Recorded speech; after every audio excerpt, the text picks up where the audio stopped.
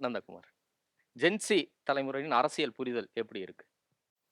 இந்த ஒரு விவாதத்த வந்து இன்னைக்கு முன்னெடுத்து குடுத்திருக்கக்கூடிய விஜய் அவர்களுக்கு நன்றி. அத நீங்க முன்னெடுத்து இருக்கக்கூடியதுக்கு மாலை முரசுக்கும் பெரிய நன்றி. காரணம் என்னன்னு கேட்டீங்கன்னாக்கா, தேர்தலுக்கு முன்னாடி இதே அவையில வந்து இதே மாரி மாணவர்கள வச்சு நம்ம பேசும்போது ம். நான் ஒரு கருத்த சொல்லியிருந்தேன். 16வது சட்டமன்றத்தில இருக்கக்கூடிய இளைஞர் எம்எல்ஏக்களுடைய எண்ணிக்கை வெறும் 14. அதாவது சதவீதத்தில பார்த்தா வெறும் 6% தான் இருக்கு. இன்னைக்கு விஜய் அவர்கள் வந்து இளைஞர்களுடைய ரெப்ரசன்டேஷனா வராரு. அவரு வந்து கட்டாயமா அதிகமான இளைஞர்களுக்கு வாய்ப்பு குடுக்கணும்னு பேசியிருந்தோம். ம். அது உங்க புரோகிராம் அவங்க பார்த்துருக்காங்கன்னு நான் நினைக்கிறேன். இன்னைக்கு இதே 17வது சட்டசபையில வந்து பார்த்தீங்கன்னாக்கா, 49 எம்எல்ஏக்கள் 25 வயசுல இருந்து 40 வயசுல இருக்கக்கூடிய எம்எல்ஏக்களுடைய எண்ணிக்கை 21%. 6%லிருந்து 21% அதிகமா இருக்கு. மந்திரி சபை எடுத்துக்கிட்டீங்கன்னா, இன்னைக்கு 35 அமைச்சர்கள்ல 40 வயசுக்கு உட்பட்ட அமைச்சர்கள் 12 பேர் இன்னைக்கு பதவியேற்றிருக்காங்க. ம். அமைச்சரவையில மட்டும் இளைஞர்களுடைய எண்ணிக்கை இன்னைக்கு 34%. அப்ப இந்த மாரி ஒரு பெரிய மாற்றத்த கொண்டு வந்து, இது வந்து ஒரு கொள்கைங்கிறது வந்து சொல்லல்ல, செயல். அப்ப நம்ம கொள்கைய பேசணும்னு சொல்லிட்டு இருக்கோமே ஒழிய, கொள்கைய செயல்படுத்துறோமாங்கிறது தான் ஜென்சி பார்க்குறாங்க இங்க. அப்ப இத செயல்படுத்தி காமிச்சிருக்கக்கூடிய விஜய் அவர்களுக்கு நமது மனமார்ந்த இல்ல பாராட்டுகள். நீங்க ஆஃப்டர் ரிசல்ட் சொல்றீங்க. அந்த ரிசல்ட்‌டுக்கு காரணமாவே ஜென்சி அமைஞ்சிருந்தாங்கல்ல. அப்ப ஜென்சி அரசியல் குறித்து சில போதாமைகள இவங்க வைக்கிறாங்க. எப்படி அந்த நம்பிக்கை உருவாச்சு அப்படிங்கிற இடத்தையும் நம்ம பார்க்கணும்ல. இல்ல. இப்ப இதுல என்ன ஒண்ணுனாக்கா, இன்னைக்கு இது இது பெரிய அளவுக்கு இன்னைக்கு ஜென்சிங்கிற ஒரு பஸ்வேர்ட் கிரியேட் பண்ணி, இத ஒரு பூதாகரமா ஆக்குறது வந்து இப்ப திமுக. குறிப்பா சொல்லணும்னா, ஐயா ஸ்டாலின் அவர்கள் ஒரு திருமண விழால போயிட்டு இருக்கும்போது, நம்ம தோத்ததே வந்து பாத்தீங்கன்னா இன்ஸ்டாகிராம்னால தான். வேற எதுவுமே இல்ல. நம்ம எல்லாம் பக்காவா எல்லாத்தையும் பண்ணிட்டோம் சார். திடீர்னு இன்னைக்கு காலையில முழிச்சு பார்த்தா, இன்ஸ்டாகிராம்னு ஒண்ணு இருக்கு சார். நமக்கு எப்படி சார் அது தெரியாமயே போயிடுச்சு. அதனால தான் சார் தோத்துட்டோன்னு. அத்தன பழியும் பாவையும் தூக்கி தூக்கி இன்ஸ்டாகிராமு. அந்த இன்ஸ்டாகிராம்ல யார் இருக்காங்க? ஜென்சி தான் அதிகமா இருக்காங்க. அதனால ஜென்சி. ரைட். இப்ப இன்னைக்கு ஜென்சியினுடைய மக்கள் தொகை இன்னைக்கு டெமோகிராபி தமிழ்நாட்டுல எடுத்துக்கிட்டீங்கன்னா 21.21%. நீங்க எந்த ஒரு கட்சியுமே இல்ல எந்த ஒரு ப்ராடக்ட்டுமே ஒரு மார்க்கெட்டிங் தியரி என்னன்னா எந்த செக்மெண்ட்லயுமே நீங்க 100% மார்க்கெட் ஷேர் வச்சிருக்க முடியாது. ம். விஜய் அவர்கள் இதுல 50% வாங்கியிருப்பாரா, 60 வாங்கியிருப்பாரா, நான் 80னே எடுத்துக்கிறேன். 80% கூட 21 to 80% 16.8%. Round it of to 17%. Vijay அவர்கள் வாங்கினது 35%. 35%த்துல நீங்க 17% கழிச்சிட்டீங்கன்னா 18% எங்கிருந்து வந்துச்சு? அப்ப விஜய்க்கு வாக்களிச்சவர்கள் வந்து வெறும் ஜென்சி மட்டும்தாங்கிறது ஒரு குறுகிய வட்டத்துக்குள்ளார சுருக்குறாங்க.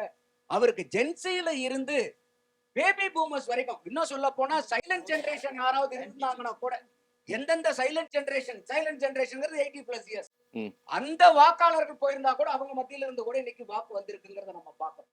அப்போ இன்னைக்கு ஜென்சி அவர்களை வந்து நீங்க குறைபாடுகளை சொல்றதை விட ஜென்சியினுடைய கேரக்டரிஸ்டிக்ஸ் நம்ம என்னன்னு புரிஞ்சுக்கணும். இப்ப கூட திமுக இருந்து எல்லாமே இப்ப ஜென்சின்னு ஒரு அறிவாலயத்துல ஒரு கூட்டம் போட்டாங்க. நானும் உட்கார்ந்து அந்த வீடியோ எல்லாம் பார்த்தேன். என்னதான் பேசுறாங்கன்னு பார்க்கும்போது திமுகல இதுவரைக்கும் நடந்த வேற அரசியல் கட்சி கூட்டங்களுக்கும் அறிவாலயத்துல நடந்த ஜென்சி கூட்டங்களுக்கும் எந்த வித்தியாசமும் இல்லை. நீங்க வேணா ஒரு தடவை ரீப்ளே போட்டு அது டிஎம்கே மீட்டப் தானே? அப்ப அப்படித்தானே இருக்கும். Gen Z DMK meetup. ம். டிஎம்கே மீட்டப்னா பரவாயில்ல. ம். திமுகவினுடைய இன்னொரு மேடை பேச்சுன்னு எடுத்துக்கலாம். அப்போ இவங்க ஜென்சியவே புரிஞ்சுக்கல. ஜென்சிங்கிறவங்க they are not ideological driven. Jeeva கூட ரொம்ப சொன்னாரு. கொள்கையே இல்ல சார் அவங்களுக்கு. சார் அவங்க தான் சார் ஜென்சி.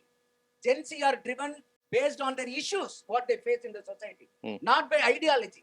அவங்களுக்கு இன்னைக்கு வேலை வாய்ப்பு இருக்கா? கல்விக்கு இருக்கா? அவங்களுடைய இன்னைக்கு பிரச்சனை இருக்கா? இப்ப சாதி எல்லாம் அது நல்லதா கெட்டதான்னு நீங்க எப்படி நினைக்கிறீங்க?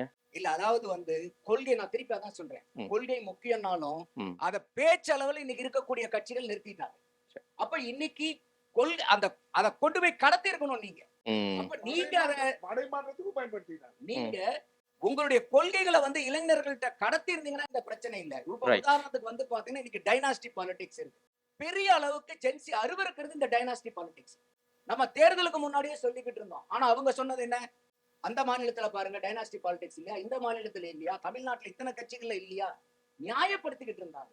ஜென்சிக்கு புரியாதது. அடுத்தது இப்ப கூட வந்து பாத்தீங்கன்னா ஜென்சி மீட்டிங்ல ஒருத்தர் சொல்றாரு, ஆமாங்க நாங்கெல்லாம் கொத்தூசுங்கிற கொத்தடிமைங்கிறத ஒரு புது டேர்ம் போட்டு கொத்தூஸ். இந்த வார்த்தையும் ஜென்சிக்கு பிடிக்காத வார்த்தை. ஏன்னா அவங்க யாருக்கும் அடிமை இல்லைங்கிற சிந்தனை ஓட்டத்துல இருக்கிறவங்க.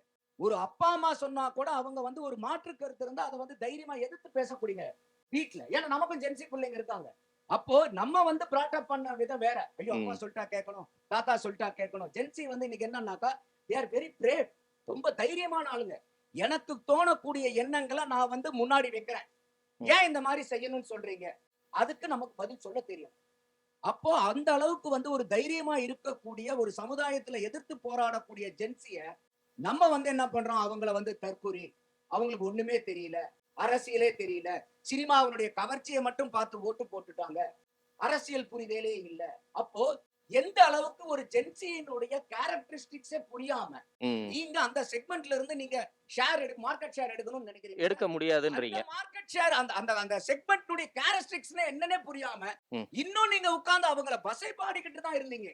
இது பெரிய அளவுக்கு வந்து பாத்தீங்கன்னா ஒரு கோபத்தை ஜென்சி மக்கள்கிட்ட ஏற்படுத்துது. சரி. அந்த கோபம் கூட தாவேக்காக்கு ஜென்சி தலைமுறையரை அவங்க பக்கம் தள்ளுச்சு. இப்ப சமீபமா இந்த காக்ரோச் ஜனதா பார்ட்டின்னு சொல்லிட்டு ம். சீஃப் ஜஸ்டிஸ் வந்து ஒரு கமெண்ட் கொடுத்தாரு. அத பெரிய அளவுக்கு வந்து இன்னைக்கு ஜென்சி பாப்புலேஷன் தான் அதுல ஜாஸ்தியா எடுத்து இன்னைக்கு இன்னைக்கு தமிழக சேனல் மட்டும் இல்ல, இந்தியா சேனல்ஸ் மட்டும் இல்ல, உலகத்துல இருக்கிற அத்தனை தொலைக்காட்சி நிறுவனங்களும் இந்த காக்ரோச் ஜனதா பார்ட்டிங்கிற இந்த எழுச்சியை கண்டு அவங்க அங்கங்க பேசிக்கிட்டு இருக்காங்க. அந்த அளவுக்கு வந்து அரசியல் விழிப்புணர்வு இருக்கக்கூடிய இல்ல சிந்தனை இருக்கக்கூடியது தான் ஜென்சி. அதை வந்து ரொம்ப ரொம்ப அண்டர் எஸ்டிமேட் பண்ணக்கூடாது. அடுத்தது இன்னைக்கு வந்து வெறும் ஜென்சி ஜென்சி ஜென்சின்னு இந்த தரப்பு மக்களுக்கான அரசியலோட மட்டும் கட்சிகள் நின்றக்கூடாது. அனைத்து தரப்புக்கான மக்களுக்கு உண்டான வாழ்வாதாரத்தையும் மேம்படுத்துறதா தான் வந்து ஒரு அரசியல் கட்சி செயல்படணும். ஏன்னா இந்த ஜென்சிங்கிறது வந்து 21% தான். ம். மீதி வந்து இல்ல 79% இன்னைக்கு தலைப்பு இல்ல ஜென்சி இல்ல நான் பத்திங்கிறதுனால. பொதுவா நான் இது முடிவுரைங்கிறனால நான் அதை சொல்றேன். ஓகே. அதோட வந்து இந்த கொள்கைங்கிறது வந்து மேடை பேச்சுக்கு மட்டும் இல்லாம கொள்கைங்கிறது எங்களுக்கு பேச்சு இல்ல செயல்ங்கிற அளவுல ஒவ்வொரு கட்சிகளும் இருக்கணும். இன்னைக்கு இன்னைக்கு தாவேகா வந்து சொல்லியிருக்கிறது வந்து இந்த ஊழல்வாதத்தை வந்து நாங்க ஒழிப்போம்னு சொல்லியிருக்காங்க. அது முழுக்க முழுக்க நான் வரவேற்கிறேன். என்னைய பொறுத்த வரைக்கும் தீவிரவாதத்தை எப்படி வந்து நம்ம அடக்கி ஒடுக்கி எந்த விதத்திலையும் வெளியே வராம ஒழிக்கணும்னு நினைக்கிறோமோ அந்த அளவுக்கு இந்த ஊழல்வாதத்துல ஒழிக்கிறதுல வந்து அனைவரும் வந்து இதுல ஒரு பங்கெடுத்துக்க வேண்டிய கட்டாயம் இருக்கு. இந்த இடத்துல இன்னைக்கு தாவேகாக்கு என்னுடைய தனிப்பட்ட பர்சனல் கெப்பாசிட்டியில நான் சொல்றது என்னன்னா, நீங்க தேர்தல் வாக்குறுதிகளை நீங்க கொடுத்ததெல்லாம் வச்சு யாரும் மக்கள் ஓட்டு போடல. அவங்களே படிச்சு பார்த்திருப்பாங்களான்னு தெரியாது. அந்த தேர்தல் நடக்கிறதுக்கு முன்னாடி ஒரு வாரத்துக்கு முன்னாடி தான் அந்த புக்கை பப்ளிகேஷனே பண்றாங்க.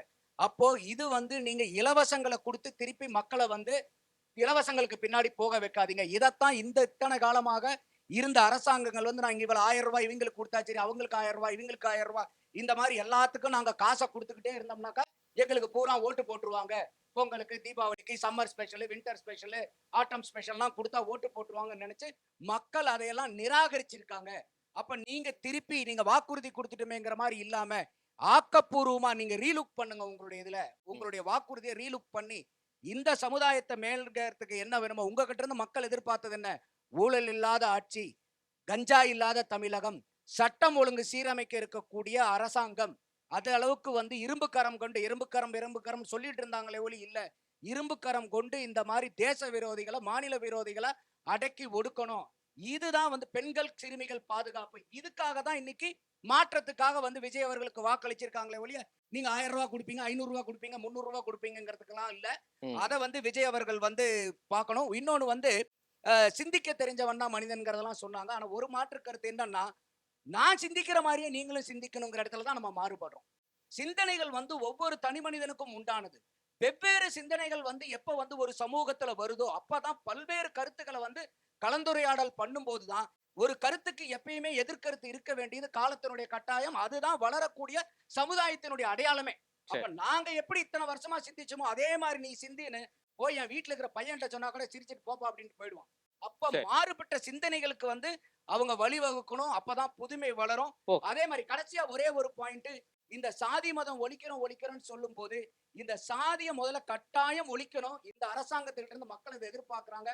அதுக்கு நம்மளுடைய ஒரு எதிர்பார்ப்பு என்னன்னா, அவங்க சொல்றது மேடையில சாதியை மீறி, மதத்தை மீறி, பணத்தை மீறி வாக்காளர்களை கன்வெர்ட் பண்ணியாச்சு.